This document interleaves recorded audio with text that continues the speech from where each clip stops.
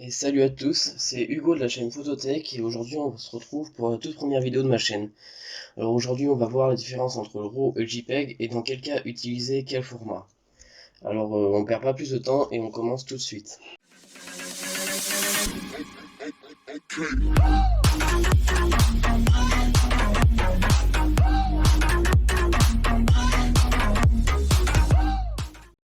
Alors pour commencer, on va pas s'attarder forcément dessus parce que ça mériterait une vidéo entière, mais on va voir le fonctionnement d'un capteur d'appareil photo numérique. Alors déjà, pour prendre une photo, comme vous vous en doutez, parce que si vous êtes là, c'est que vous savez comment fonctionne au minimum un appareil photo. On appuie sur le déclencheur et après le capteur il va recevoir la lumière. Donc selon de base, le capteur lui, il va enregistrer toutes les infos brutes sans traitement. Et ensuite selon le mode qui est sélectionné, si c'est le mode RAW, les infos elles vont être laissées telles quelles et donc ce sera plus facile dans le post-traitement. Et si c'est le mode JPEG, il va y avoir un traitement sur tout ce qui est balance des blancs, contraste, saturation, vibrance. Mais pour le post-traitement, ce sera, disons, un peu plus compliqué, dans le sens où vous aurez moins de marge pour modifier tous ces paramètres. Alors pour continuer, on va s'attarder sur le JPEG et le RAW. Donc JPEG, c'est un acronyme de Joint Photographic Expert Group, qui est en clair une norme qui définit le format d'enregistrement et l'algorithme de décodage pour une représentation numérique compressée d'une image fixe. Merci Wikipédia. Du coup, le fichier JPEG, c'est un ensemble d'extensions. Donc en général, on voit surtout le point JPG et le point JPEG. Mais il y en a qui sont plus rares et qu'on peut quand même retrouver, comme le point JPE, le point JFIF et le point JIF. Mais le JPEG, il peut aussi être lui-même embarqué dans d'autres fichiers qui sont par exemple codés en format TIFF ou TIFF, qui contiennent du coup souvent une image miniature JPEG. Mais ils peuvent aussi être embarqués, comme par exemple dans les fichiers MP3 par exemple. Parce que des fois dans les MP3 on a une image de couverture pour représenter la chanson du coup. Donc du coup, au niveau de la compression JPEG, c'est un processus qui comporte en général 6 étapes de chaque côté parce que on a on a une grande étape de compression puis une grande étape de décompression et cette, ce bloc-là, au final, il va être irréversible. Donc au départ, on va avoir l'image brute, on va avoir une transformation sur les couleurs, un sous-échantillonnage. Je évite parce que faudrait passer plus de temps parce que c'est tout un procédé qui est super long à expliquer. Ensuite, on va avoir un découpage des blocs en pixels, un DCT, une quantification, le codage RLE et Huffman. Ensuite, du coup, après cette compression-là, on va avoir l'image compressée selon le code JPEG. Puis ensuite, on va avoir l'étape de décompression. Du coup, on va voir le décodage RLE et Huffman, la quantification inverse, le DCT inverse, l'assemblage des blocs, le suréchantillonnage et la transformation des couleurs pour au final avoir l'image restituée. Ensuite, du coup, on va avoir le RAW, qui, comme son ami le JPEG, est un format de fichier.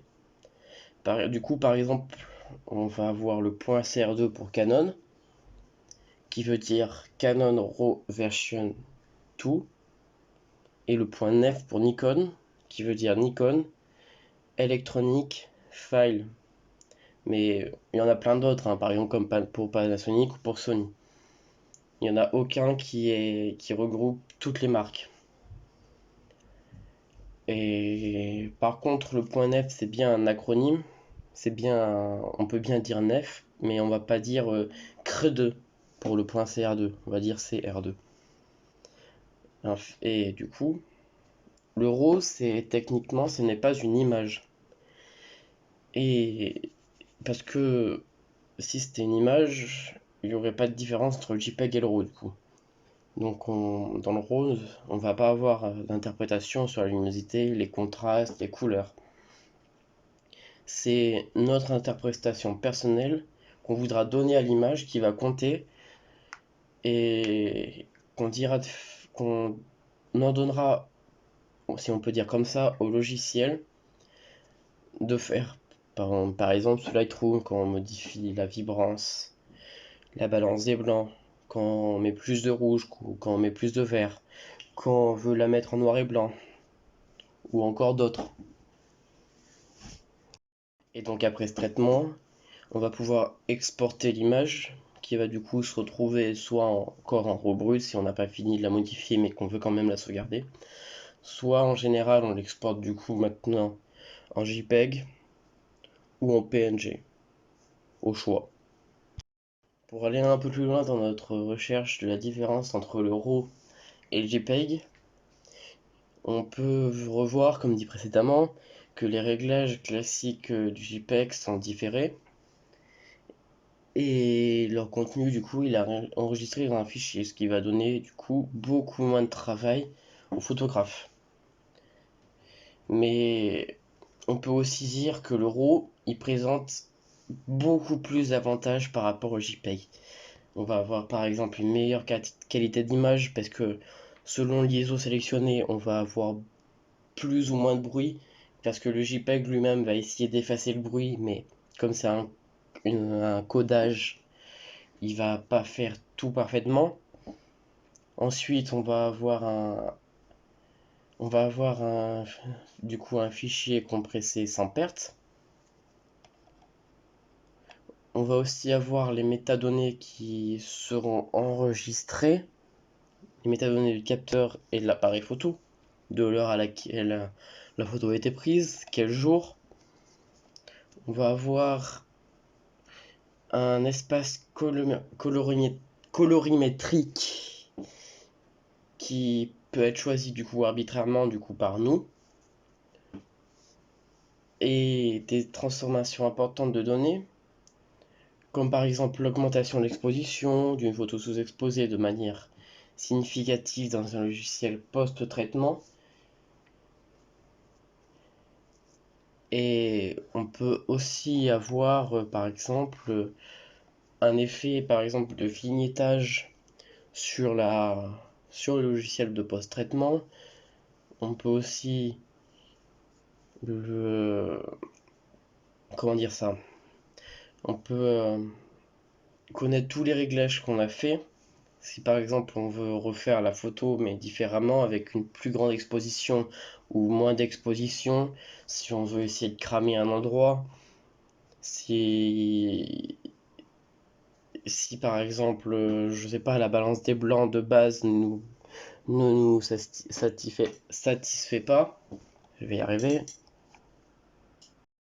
Du coup pour conclure on peut dire que dans certaines conditions, par exemple, je sais pas, une photo de famille ou des photos de vacances, par exemple, je sais pas, des photos de votre animal de compagnie, le JPEG il va être plus adapté parce que du coup, on va avoir moins de traitement à faire, si ce n'est aucun traitement, alors que par exemple, dans le côté professionnel de la chose, par exemple photographe de mariage, photographe de portrait, photographe enfant, photographe de paysage, l'euro, il va être beaucoup plus utilisé par ces personnes-là parce que, comme dit avant, on va avoir besoin de beaucoup plus de traitement pour effacer tout ce qui est bruit, pour remettre un peu de vibrance dans les verts ou dans les rouges, pour